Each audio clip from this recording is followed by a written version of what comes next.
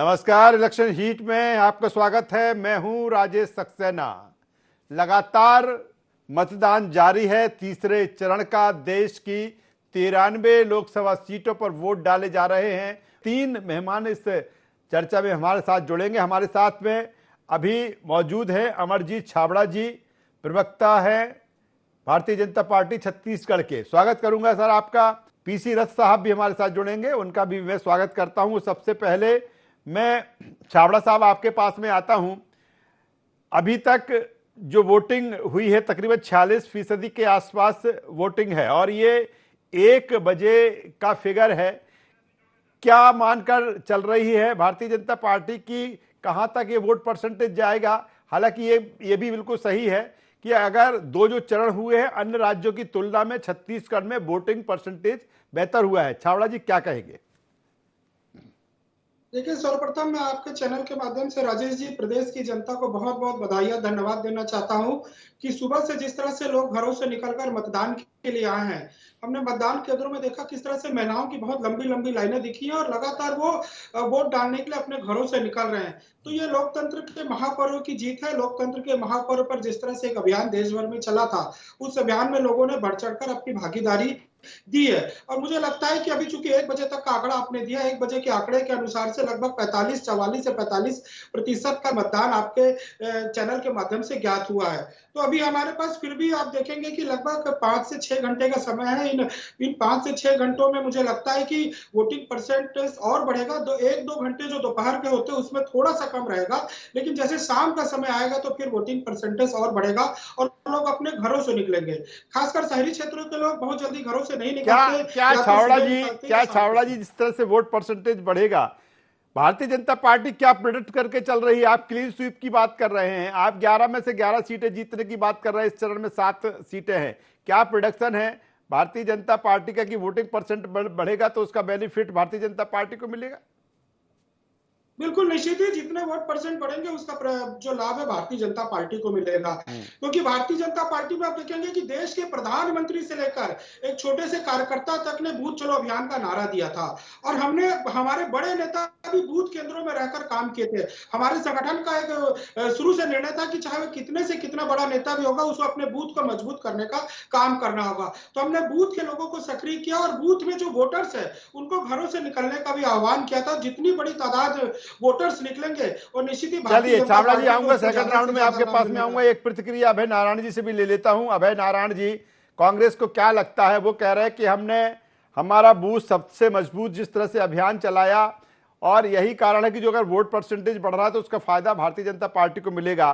कांग्रेस क्या प्रिडिक्ट करके चल रही है, क्या अनुमान लगा के चल रही है? 11 सीटों पर, हालांकि इस चरण में 7 सीटें जिनका जिक्र हम लगातार कर रहे हैं, चाहे रायपुर हो, कोरबा हो, दुर्ग, बिलासपुर, जांजगीर चांपा, सरगुजा और रायगढ़। कांग्रेस क्या मानकर चल रही है और कौन से ऐसे मुद्दे हैं जिसको आपको लगता है कि नहीं, कांग्रेस ने इनको दमदारी के साथ उठाया और यही कारण है कि लोग घरों से निकल रहे हैं और मतदान कर रहे हैं? जी निश्चित रूप से जनता अच्छे प्रतिशत के साथ मतदान करने निकल रही है और ये लोकतंत्र की बधाई है। और मैं अपील भी करना चाहता हूं आपके माध्यम से कि जितने भी मतदाता और जो छत्तीसगढ़ के लोग इस चैनल को देख रहे हैं, सुन रहे हैं, अगर मतदान करने अभी तक नहीं गए हैं तो मतदान करने जाएं।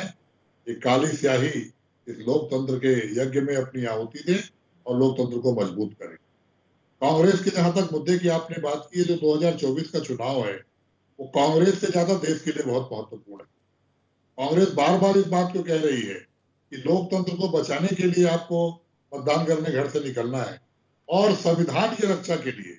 हम संविधान की बात राहुल जी से लेकर हमारा बूथ के कार्यकर्ता तक उन बातों को कर रहा है कि आज 400 पार का नारा देने वालों के कारण, हमारे दो की सरकार के कारण 10 साल के गतिविधियों को देखते हुए तो लगता है कि अब डाका संविधान पे पड़ने वाला है, संवैधानिक अधिकारों पे पड़ने वाला है।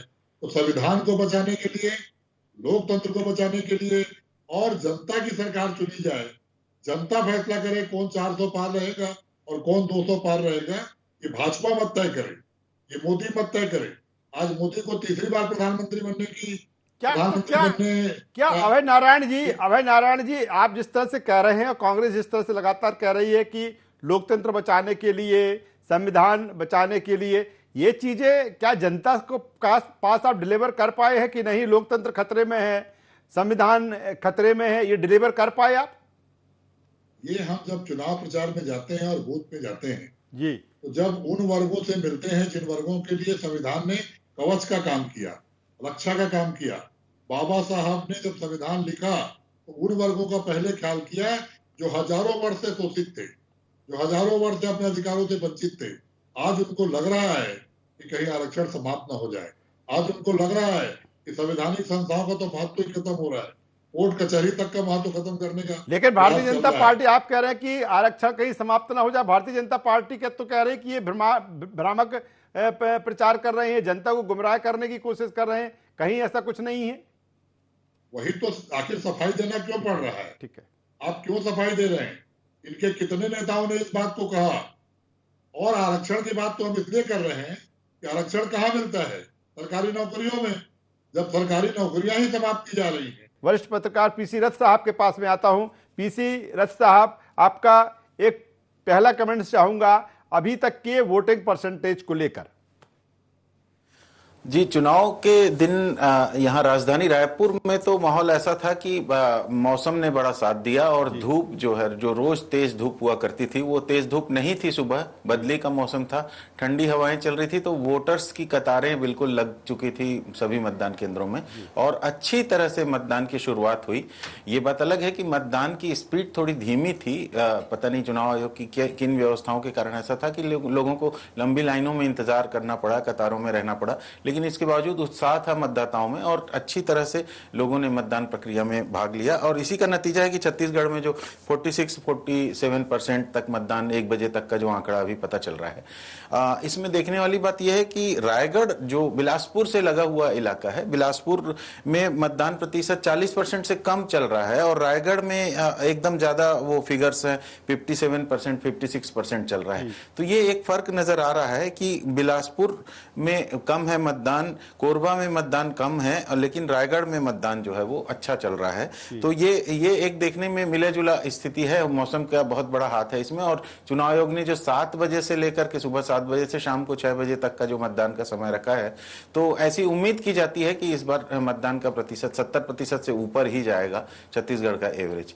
जी सक्सेना सर, ये जो मतदाता निकल रहा है, मैं तो कहूंगा कि पहला और दूसरा चरण जो देखा अन्य राज्यों की तुलना में छत्तीसगढ़ में एक बेहतर वोटिंग परसेंटेज रहा है। चाहे हम अगर हम उसका कंपैरिजन हम मध्य प्रदेश से भी कर लें, ये जो वोट जो मतदाता निकल रहा है, वहां एक तरफ मोदी की गारंटी है, डबल इंजन की सरकार का फार्मूला है, दूसरी तरफ कांग्रेस जिस तरह से कह रही है कि नहीं, संविधान खतरे में है, लोकतंत्र खतरे में है। क्या कौन सी ऐसी चीजें डिलीवर होती लग रही हैं रथ साहब कि जिसका असर मतदाताओं पे हुआ? क्योंकि अन्य तमाम साल भी मुद्दे होते हैं, बढ़ती हुई महंगाई है, बेरोजगारी है, तमाम सारी चीजें हैं, लेकिन कहीं ना कहीं जिस तरह से चाहे राष्ट्रवाद का मुद्दा रहा हो, चाहे सनातन का मुद्दा रहा हो, या फिर जिस तरह से कांग्रेस कह रही है, क्या ऐसी चीजें रही हैं सर छत्तीसगढ़ में जिनको लोग लगता है कि नहीं, ये इफेक्ट इस चुनाव में डाला है उन चीजों ने? देखिए, मतदान में जहां तक के बहुत सारे फैक्टर होते हैं, मतदान को प्रभावित करने वाले फैक्टर्स बहुत सारे होते हैं और ये जरूरी नहीं है कि जो सत्ता पक्ष है उसी के फेवर में मतदान जाए, क्योंकि पिछले चुनाव में हमने लोकसभा चुनाव में देखा था कि सरकार बनने के लिए बहुत जोर शोर से छत्तीसगढ़ के मतदाताओं ने कांग्रेस को चुना था, लेकिन जब दिल्ली की सरकार बनाने की बात आई जी किया गया और 9 सांसद चुन के आए छत्तीसगढ़ से। जी। तो ये ट्रेंड किन आधारों पर मुद्दा, कौन से मुद्दे काम करेंगे? क्योंकि मोदी जी का जो जलवा 2014 में था, जो 2019 में था, वो अभी उतना दिखाई नहीं देता है। इसलिए निश्चित रूप से मुझे लगता है छत्तीसगढ़ के मतदाता इस बार कैंडिडेट को तवज्जो देते हुए शायद चुनाव में भागीदारी करें, क्योंकि जो चीजें आ रही हैं, जहां अच्छे कैंडिडेट भाजपा के हैं तो उनको चुना जाए और जहां पर कांग्रेस के अच्छे कैंडिडेट हैं तो उनको, क्योंकि ये भी छत्तीसगढ़ में है कि इन्हीं 2 पार्टियों के बीच से मतदाताओं को चुनाव में चयन करना है और बाकी दूसरी पार्टियां जीत के उससे बहुत दूर रहती हैं हमेशा यहाँ पर। और लोकसभा चुनाव में खास तौर पे छत्तीसगढ़ में इन्हीं 2 पार्टियों के बीच में चुनने का एक तरह से चैलेंज मतदाता के सामने रहता है। तो मुझे लगता है कि अभी हम कुछ कहें तो जल्दबाजी होगी, क्योंकि ट्रेंड जो है वो छत्तीसगढ़ का पिछला अनुभव इस तरह का रहा है कि सरकार के खिलाफ भी चला जाता है वोट। और अभी 100 दिनों में जो विष्णुदेव साय की सरकार ने जो काम किया है, तो उसमें हम देखते आ रहे हैं कि वो मोदी जी की गारंटी को लेकर के शुरुआत में पूरी मेहनत, पूरा उनका ध्यान उस पर था कि उन वायदों को पहले पूरा करें, तो उस क्रम में हो सकता है कुछ उसका असर जनता के बीच आए। लेकिन जो एग्रेसिव तरीके से कांग्रेस की तरह से उनकी राष्ट्रीय नेता लगातार दौरे कर रहे हैं, लगातार चुनावी राष्ट्रीय नेता लगातार दौरे कर रहे हैं, लगातार चुनावी सभाओं चल रही हैं, तो पढ़े लिखे वर्ग, युवा वर्ग, बुजुर्ग वर्ग, सबके मत के अपने अपने तरीके, गृहिणियों के मत के अपने अपने ट्रेंड्स अलग हो सकते हैं, इसलिए अभी कुछ कहना जल्दबाजी होगी। वैसे भी बिल्कुल सही कह रहे हैं पीसी रस्ता, बिल्कुल सही कह रहे हैं कि अभी कहना जल्दबाजी है कि आखिर जो छत्तीसगढ़ की एक तासीर है, बिल्कुल सही है कि 2018 में कांग्रेस की सरकार बनी, लेकिन जब लोकसभा चुनाव आया तो उसमें वहां की जनता ने ज्यादा आशीर्वाद भारतीय जनता पार्टी को दिया। सीधे एक बार फिर छाबड़ा साहब के पास में आता हूं। छाबड़ा साहब, Bharatiya Janata party clean sweep की बात कर रही है, 11 में से 11 सीट जीतने की बात कर रही है। क्या लगता है आपको कि जिस तरह से पीएम नरेंद्र मोदी का चेहरा, डबल इंजन की सरकार, या फिर विष्णुदेव साय का जो अभी तक का कार्यकाल रहा है, उनकी उन जो तमाम सारी चीजें चुनाव के दरमियान कही गई थी, जनता से वादे किए गए थे, उनका पूरा किस आधार पर कह रही है भारतीय जनता पार्टी की नहीं हम क्लीन स्वीप कर रहे हैं? हालांकि सवाल तो उठा रहे हैं, अपने अभय नारायण जी सवाल उठा रहे हैं कि लोकतंत्र खतरे में है, संविधान खतरे में है, जवाब दे दीजिए।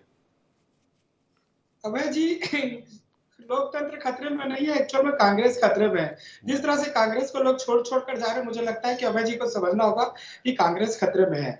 आपने जिस तरह से कहा कि डबल इंजन की सरकार, निश्चित ही 10 साल का हमारा जो कार्यकाल केंद्र का रहा, उसमें आप देखेंगे कि तमाम जो काम, बड़े काम होने थे, तमाम सारे काम हुए हैं। चाहे हम राम मंदिर की बात करें, चाहे 370 और 35A की बात करें, या विश्व स्तर पर भारत की जो छवि बनकर उभरी है, जिस तरह से हमारे देश के यशस्वी प्रधानमंत्री माननीय नरेंद्र मोदी जी जब विदेश दौरे पर जाते हैं, तो जिस तरह से वहां बसे भारतीय और जिस तरह से वहां के राष्ट्र नायक उनकी अगवानी के लिए आपको जिस तरह से दिखते हैं, तो ये लगता है निश्चित रूप से भारतीय जो है उनके मन में देश के प्रधानमंत्री को लेकर एक बड़ा विश्वास बढ़ा है, एक आधार बढ़ा है। और उसके साथ ही हमारी 3 महीने की सरकार थी, 3 महीने की सरकार में मोदी जी की जो गारंटी थी और विष्णुदेव साय जी की सरकार ने जो वादे किए थे, उन कामों को हमने पूरा करने का काम किया। क्या आपको क्या लगता है कि मोदी जी की जो गारंटी है वो उस आधार पर आप कह रहे हैं क्लीन स्वीप की बात, या फिर साय सरकार के जो 3-4 महीने के काम रहे उस आधार पर कह रहे हैं?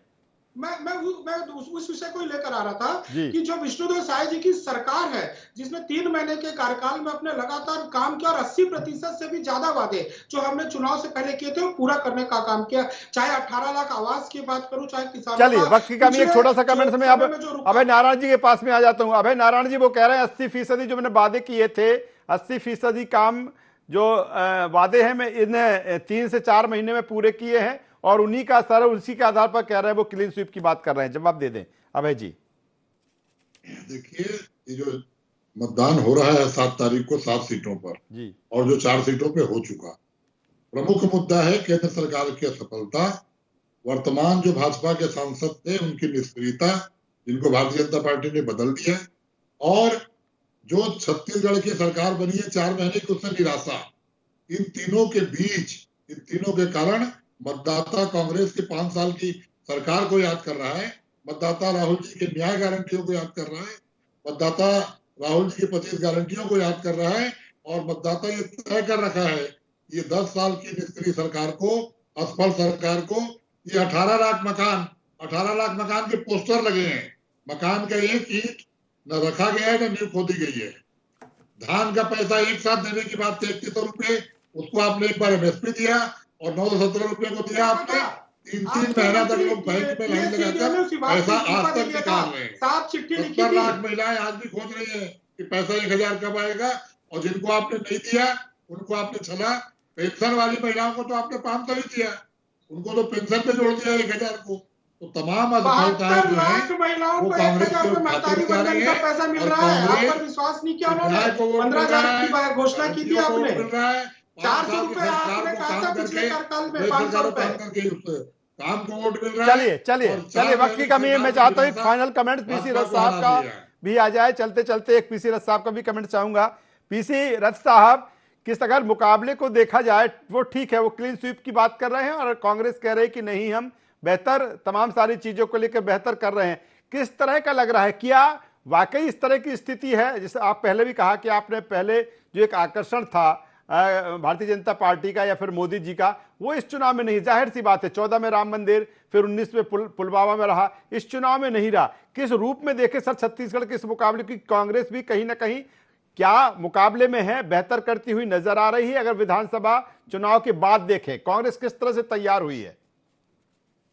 जी, निश्चित रूप से इस बार के जो चुनाव हैं उसमें मतदाता चुनाव प्रक्रिया में भागीदारी जरूर कर रहा है, लेकिन जिस तरह से चुनाव को लेकर उत्साह दिखाई देना चाहिए था पहले, वो उत्साह उस तरह से मतदाताओं में छत्तीसगढ़ में दिखाई नहीं दे रहा था। लेकिन राजनीतिक दल अपने अपने स्तर पर लगे हुए थे, और अभी जो स्थितियां हैं उसमें मुझे लगता है कि जो पहले जो चुनाव हो चुके हैं 4 सीटों के, उनके परिणाम और जो आज हो रहे हैं 7 सीटों के जो चुनाव हो रहे हैं, इनके पूरे परिणामों में मिला जुला प्रदर्शन ही होगा। मुझे लगता है कि कुछ सीटें जो हैं, चूंकि पहले कांग्रेस की सीटें बहुत कम थी, मतदाताओं ने कांग्रेस को 2 सीटों में समेट दिया था, जिसमें से 1 सीट पे कांग्रेस ने नया कैंडिडेट दिया है, पिछले कैंडिडेट को रिपीट नहीं किया है, और भाजपा ने अपने पूरे कैंडिडेट जो है वो 2 सीटों को छोड़ के बाकी बदल दिए हैं। तो इससे मुझे लगता है कि मतदाता भी इस बार कुछ ना कुछ अलग तरीके से अपना आशीर्वाद देगा उम्मीदवारों को,